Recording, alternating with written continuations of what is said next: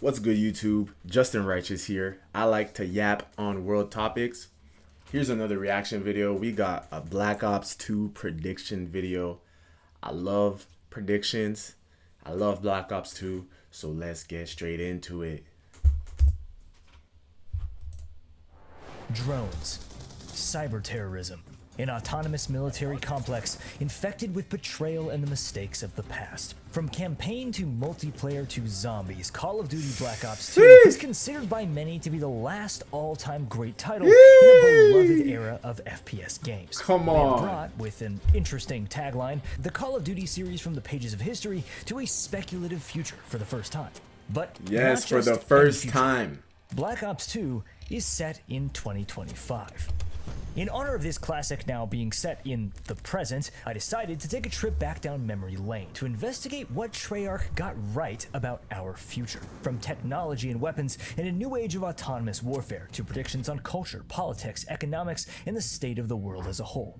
You'd be surprised how much they actually got right. Yeah, I think they got a lot of it Future right. Is now. They got a lot of This it is right. Black Ops 2 in 2025. Just think about it. Just drones in general was not a thing when Black Ops 2 came out. Now it's a thing. It's everyone's used to drones being, the norm now.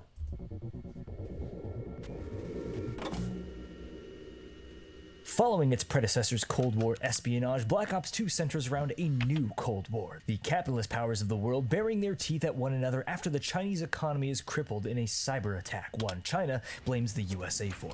Chances are you forgot this little initial subplot of the campaign if you played it, but the game's 2025 sections revolve around a rare earth element called Celerium being the catalyst for breakthroughs in quantum computing. The Celerium device is later used Quantum to take control computing, of the baby. entire US military's arsenal of drones, turning them against it. So before your eyes completely glaze over from all the technobabble, quantum computers harness quantum mechanics to solve problems unthinkably faster than traditional transistor-based computers. Don't worry, you don't need to understand the details. The point is, not only does this in fact pose a massive threat to data encryption.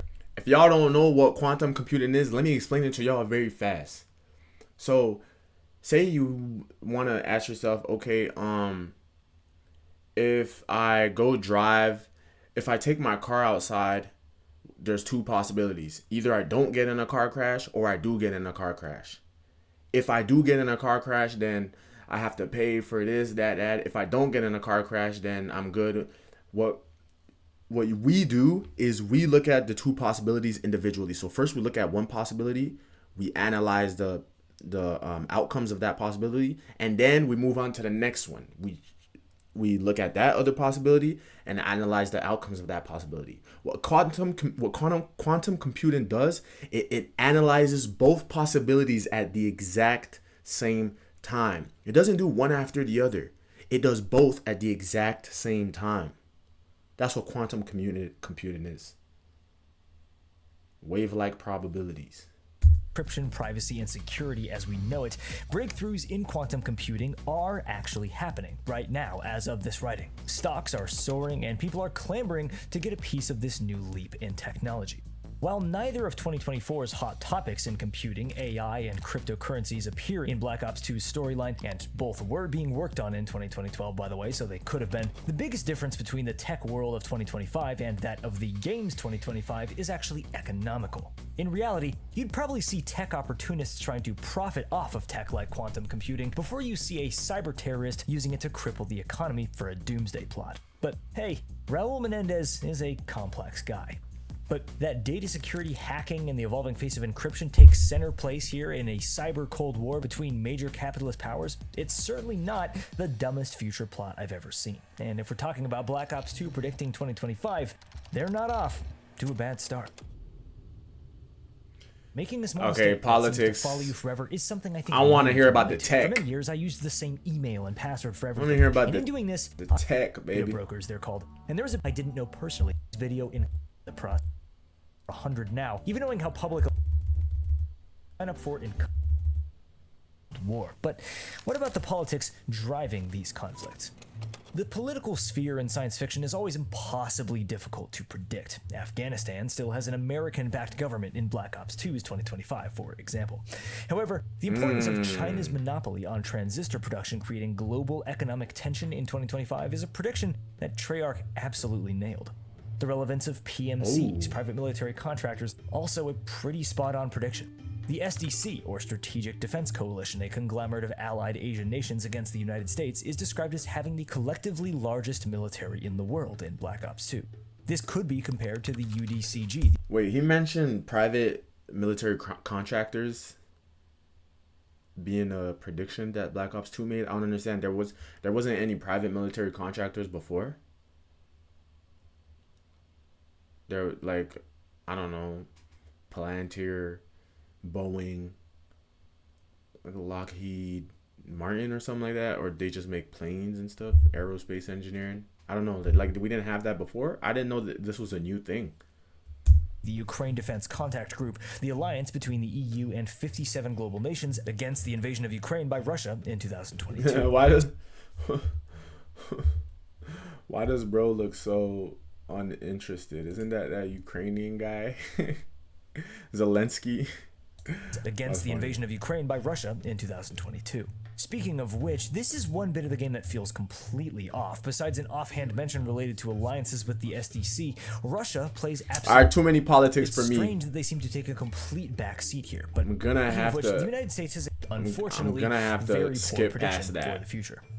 Speaking of which, the United States has a female president in Black Ops 2's 2025, a very common prediction in media of this time period, by the way. In the 2010s, it seemed to give in to many that this would have happened by the 2020s, especially given the number of women leaders across the globe for decades no now. cap. Well, that's... yeah. After Barack Obama and Hillary Clinton, it sounded pretty probable to have a female president by this time around. And right now, in this present moment, it doesn't seem likely anytime soon, to be honest, which is very interesting. Yet to pan out. Then there's Secretary of Defense David Petraeus. Probably my favorite fumble in all of Call of Duty's forays into casting real, recognizable people in its campaigns. For those who do not know, David Petraeus was the director of the CIA in 2012 and consulted for Black Ops 2's campaign with Treyarch. Over his career, he oversaw troops in Iraq and Afghanistan and served the US Army for 37 years. Black Ops 2 sees him as having advanced to Secretary of Defense of the United States, and he shows up repeatedly consulting with JSOC and even alongside the president during the invasion of the US by SDC forces. Now, in reality, Petraeus was revealed by the FBI to have been having an extramarital affair with his official biographer, Paula Broadwell, at some points between 2007 and 2012, leading Petraeus to resign from the CIA on November 9th, 2012, 3 days before the release of Black Ops 2. Petraeus eventually pleaded guilty to misdemeanor mishandling of classified materials and served 2 years probation as well as a $100,000 fine. Secretary of Defense David Petraeus appears as an I mean, I like to think that happened because of Black Ops 2. Like, I mean, nowadays I truly believe in like the higher powers kind of orchestrating certain scandals to get to certain outcomes. So if he got fired 3 days before Black Ops 2 came out, that says something to me, to be honest. That says something to me. I'm a pattern recognizer. Extremely unfortunate casting choice by Treyarch, something the Call of Duty games seem uncannily bad at over the years. Chances are, as funny as it would be, we are not going to see Petraeus walking around the decks of the USS Barack Obama in 2025. Which we still don't have, by the way, much to my disappointment. But the Obama is a great segue to a key part of any near future setting: vehicles.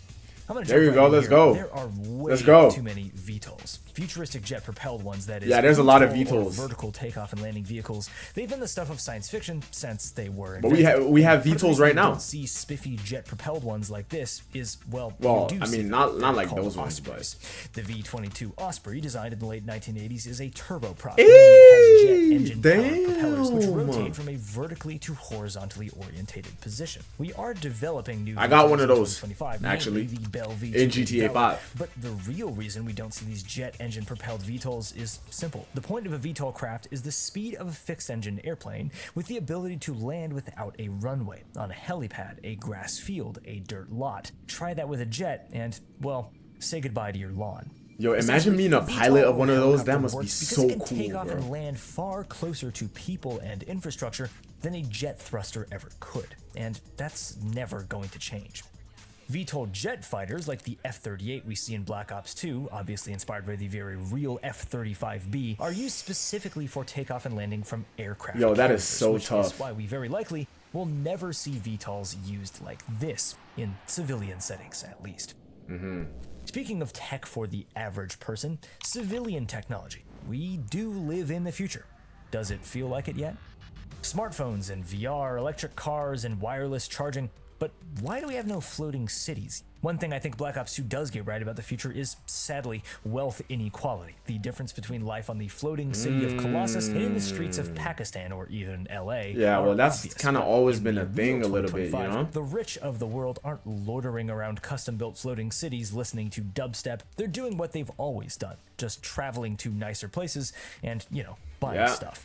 Floating cities still Facts. don't exist for reasons that become obvious when you think about them for even a second. They're a sanitation nightmare. They require constant resupply and upkeep, and they can't even travel across the globe like a cruise ship could. Basically, the money it takes to build and maintain one is simply better used on a permanent luxury resort or city, and people are building those in 2025. Citizens of Colossus enjoy such luxuries as malls and extremely invasive surveillance for the sake of personalized advertising. Oh, right. The latter is a staple of dystopian sci-fi of the early 2000s to 2010s, and it's one that absolutely came true, with personal data being one of the most hotly traded commodities around. Oh, yeah. However, how this marketing manifests is something media from this era always gets wrong. Everything is on billboards. There's just too many screens, ads, wall screens, posters, jumbotrons. This is something that, as cool looking as it always is, really has not come true. Yeah. It's not that advertising isn't pervasive. It's Well, as I present mean, as ever in every. You could argue that it is there are a lot of electronic billboards and everything in highly developed metropolitan areas. You could, like, someplace like Times Square, for example, Las Vegas. Places like that have a lot of billboards, and that's definitely kind of like a futuristic thing if you really think about it. It's only in the big cities, not everywhere else. Aspect of your life, just not on a big screen in the mall. We do see a number of small personal data devices in the game, from tablets to PDAs to flexible displays like this one, a tech that Yeah, flexible displays, definitely. Laptops, portable devices, phones. I guess that was already a thing in 2012. It just wasn't as pervasive as it is now. And the flexible displays was not a thing. It was a thing of the complete future back then. And now we have a lot of like flip phones and like dual screen phones and things like that. had just been invented at the time of Black Ops 2's foldable release, phones. and one that is just barely starting to hit mainstream in the real world in 2024 to 2025, with companies like Samsung doubling down on foldable touchscreen devices. Yo, Black Ops that 2 is as a whole crazy, does bro. represent civil technology in a somewhat believable way, but as a clear product of the 2010s, it's filled with a very 2010s vision of cool, an absurd amount of clear glass displays, high-techy circles, bleeps and bloops, with that very Iron Man aesthetic, something that makes much of the that's tech feel true. extremely dated compared to the slick analog minimalism of actual tech in the 2020s. Most of the technology we find in our homes or in our pockets started in one of two places: the film industry or the military. Wingsuits, jetpacks, some of the craziest stuff the Black Ops themselves are handling in the game, they existed back in 2012 and they still exist today. But sorry to say, no one's really taking this technology super seriously, outside of thrill-seeking pastimes. Certainly not in high-risk military applications. However, military tech people absolutely are taking seriously heads-up displays. While they are absolutely not as seamless or ubiquitous as those in Black Ops 2, HUD systems are one of the US military's main goals right now through the IVAS Oh, really? Integrated Visual Audio System program. Microsoft's HoloLens 2 had the contract for several years now, but with many issues still yet to be ironed out, IVAS is about to be opened back up for other contractors to take a shot at it. HUDs, while having been used in fighter jet pilot helmets for decades, are still too clunky and intrusive for use on the ground, at least for now. Much of the future military tech that we see in Black Ops 2 has to do with some sort of HUD. I feel like HUDs or heads-up displays will become a thing in the future for the average consumer. I mean, I hope so. I kind of hope it will be. You know, you just put your glasses on and you have a heads-up display. You just got your text messages, the time, the whatever you need, an alarm, I don't know, like just see everything, you know, with like AI, or like AI just scans your environment and just gives you information just like as you walk through the universe. I think that would be pretty cool. Giving the user information right in front of their eyes, such as with millimeter wave scanner technology, seen here in the Colossus level at a security checkpoint. This is, of course, very real technology. You may have passed through one of these in an airport at some point. However, I don't really see how displaying it on an entire wall-sized screen provides much benefit. A far less believable version of this technology is the Millimeter Scanner Reflex Sight, an attachment in the game's campaign and multiplayer. It provides images of targets through any surface at intermittent pulses. There is a device called the Xaver 1000 that proclaims to be able to scan and locate moving human figures as well as static objects inside a room through solid walls. But not only is there very little evidence of it actually working as advertised, this device needs to be placed directly in contact with said wall to detect almost anything. Something a bit closer yet less developed is the Wi-Fi based motion detecting system developed by MIT. By using the differences in density between static objects and the soft water-based human body, a relatively reliable position of a moving or static human can be detected by radio waves, regardless of walls or hard objects in the way. But safe to say, we're far from this technology being something that you could put in a holographic sight. Yeah, Another I think we're very far scanning from attachment, the Target Finder, is actually far more believable and could conceivably exist today. With the advent of computer-assisted hybrid thermal optics seen in devices such as the US Army's ENVG-B and clip-on thermals like E-Cody, a reflex sight which identifies and labels targets on a heads-up display is basically something that we already have, just not in such a compact package. In general, as far as depicting the cutting edge of a 2020s battlefield, Black Ops 2 is quite realistic and doesn't take things too far into the absurd for the most part. Reflex sights, EOTech holos, and hybrid magnified optics all could easily be found. The PIC-10 system is beautiful. But okay, for real, it's a shooter. What about the guns? The guns, baby. The guns. Overall flashy, the guns, baby. Appearance, Black Ops 2's arsenal was, give a few exceptions, quite grounded. All of these weapons are real and have seen military, law enforcement, or defense usage at some point in history. Possibly the most unbelievable part of Black Ops 2's weapons selection is the utter lack of either M4 pattern or AK pattern rifles in its 2025 sections. Well, that's a good point. Weapons, the fact that sparsely equipped rebel groups are wielding the Czech Scorpion Evo or Indian MSMC over a classic Uzi or AK does feel pretty absurd. But Black Ops 2's weapon pool really has the most fun with its inclusion of speculative concept weapons, such as the now legendary XM8. The XM8 was the very tail end result of the decade-spanning OICW program, or Objective Individual Combat Weapon. The drawn-out effort started in the late 1980s to replace the extremely outdated M16 rifle. To make a long story short, the XM8 and XM25 airburst launcher were the bastard children of OICW, and while neither were ever formally adopted, the XM8 got very close. So close, in fact, that many pieces of pop culture in the 2010s portrayed the US military in the near future as having fully and formally adopted the XM8 as their standard rifle, and Black Ops 2 naming it the M8A1, as in the modern version of the M4A1, shows that they came to the same conclusion. Another little example of a forgotten contender is the LSAT, a caseless ammunition firing LMG, which was intended to replace the M249 SAW. Bro, Black Ops just had the best maps. Just the best maps. There are a lot of programs, if you didn't. Everything about Black Ops 2 was just so amazing. Gunpowder encasing a round rather than cased in a shell was seriously investigated as a solution to the heavy weight added by brass shells The from G11. the 80s to 2010s. In It's a reality, Black Ops however, 1 gun. neither the LSAT nor XM8 will ever have their day. In 2024, the replacement for the M4, M16, and SAW was officially won by Sig Sauer with Quad the feed? XM7 and XM250. Something that no game or media seems to have foreseen is the complete scrapping of every future weapons program from the last 40 years in favor of basically a newer, better version of the thing that everyone was used to. There are a few weapons in Black Ops 2 that are completely made up. The PDW-57, for example, completely really? fictional, it appears to be a visual combination of the Magpul PDR, a 5.56x45 concept assault rifle, probably. and the FNP90. The SMR, Yeah. this technically seems to be based on the Worst Surge gun in the game. 308, a concept Worst weapon gun in the invented by game. design student Andrei Ovsyannikov. It was never actually built, so I'm counting it as a made-up weapon. Still, whichever weapons artist found this thing and decided to model it, Nuke good. down. The Storm PSR. When I saw this thing in Black Ops 2's campaign trailer, it blew my mind. I was about to say, I don't even When remember that charged gun. up, can penetrate through solid objects. The more it's charged, Oh, the more ammo yeah. is depleted.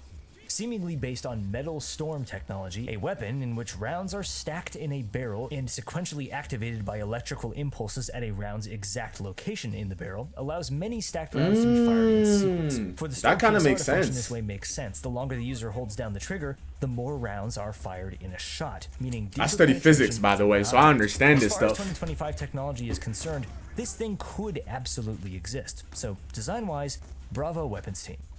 Does it exist? Well, no. When you look up did Black Ops 2 predict the future, you're likely to run into its key plot point, drones. Drones, Are baby. the major catalyst for Black Ops 2's storyline, gameplay, and themes, and they are very much a part of global conversations, news headlines, and the changing face of civil life and warfare today in the real 2020s. But how they are depicted in Black Ops 2, what role they actually play, that's where things get a little more complex. Okay, so what they got right. The use of drones on a massive scale, and at varying scales themselves. Everything from massive high-altitude bombers like the Lodestar in multiplayer, reminiscent of currently fielded stealth drones, to the tiny Mission Impossible-esque Ziggy, my personal favorite drone in the game, which does hold up as relatively believable today, with the current proliferation of tiny surveillance-focused drones for military applications such as the Teledyne FLIR Black Hornet Nano. The most iconic drone in the game, the Dragonfire, appears quite in line with modern quad-rotor drones, and its use case, a remotely piloted augmentation to a ground assault, does line up with real tech that exists and is widely used today. Yeah, definitely. But drone, I think the drones used today are more like kamikaze drones, where they just fly into a target and explode on impact. I don't really think there's that many drones that shoot guns. Which is, if we did have that, it'd be kind of scary. Possibly the best example of the game's sci-fi inventions turned real is, sort of horrifyingly, the Hunter Killer. Small field deployable loitering there you munitions go. which can circle, designate, and then remotely attack a target are very real, and will likely become more and more common in the coming years. Yeah. These Pakistani ISI drones are extremely reminiscent of the Airbus VSR 700, developed sometime around 2018, and the way that they are shown patrolling in a disaster zone feels extremely grounded today. The AGR, a small tread-driven UGV or unmanned ground vehicle, is very much a real thing and actually has been for decades. There are too many versions of these to count, but for example, the Talon drone is used worldwide, and over 3,000 of them have been deployed in the last 20 years or so. And as terrifying as it is, I did find this video of a robo-dog with a flamethrower.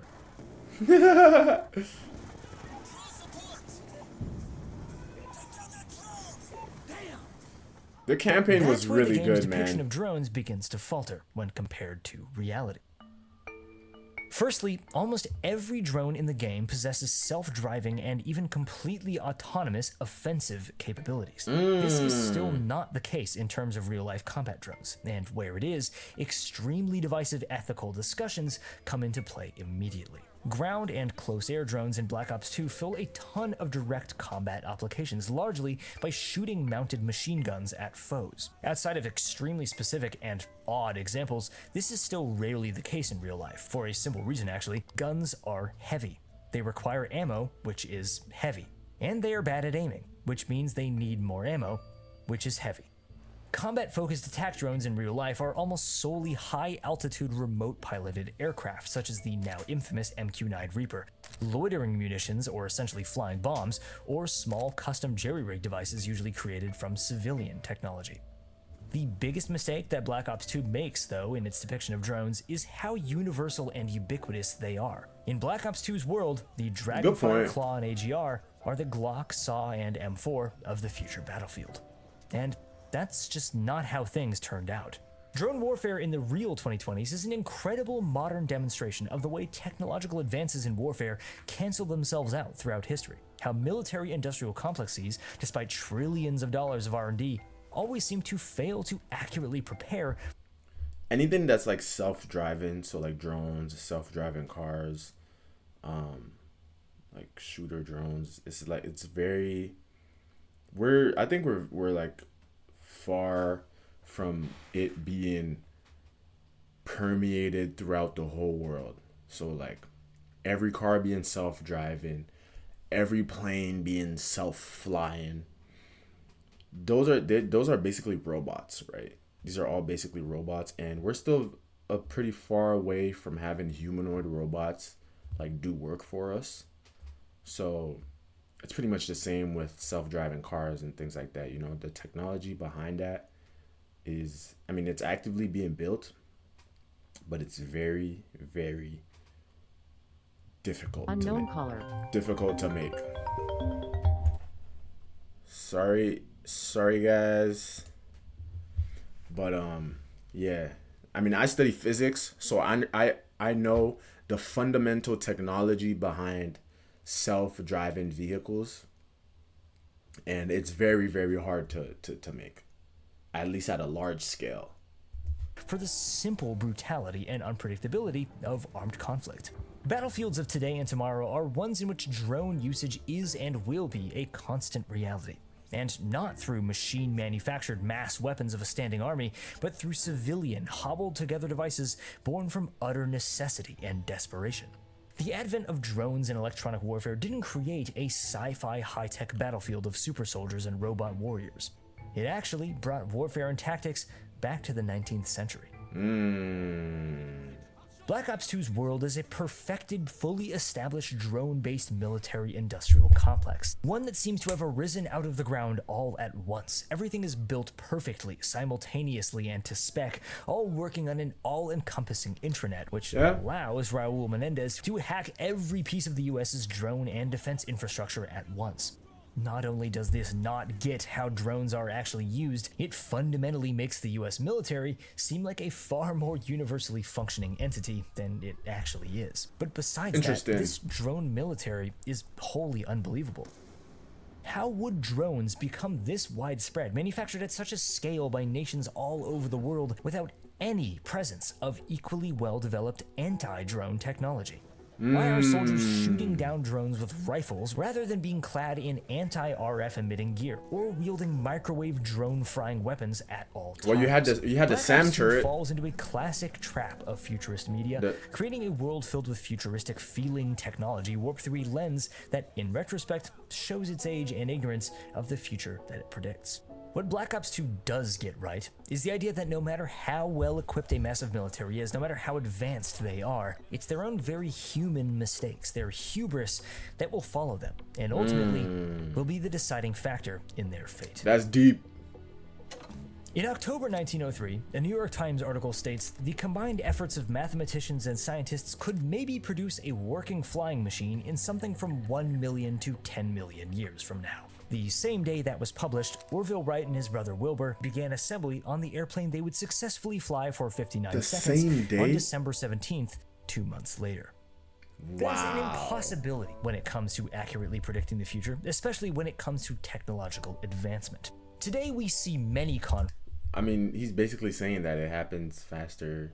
Oh no, I guess he's saying that it either happens faster than we think or slower than we think. Conflicts, both domestic and foreign, being driven by the opening of old wounds, future generations answering for the mistakes and poor planning of the past.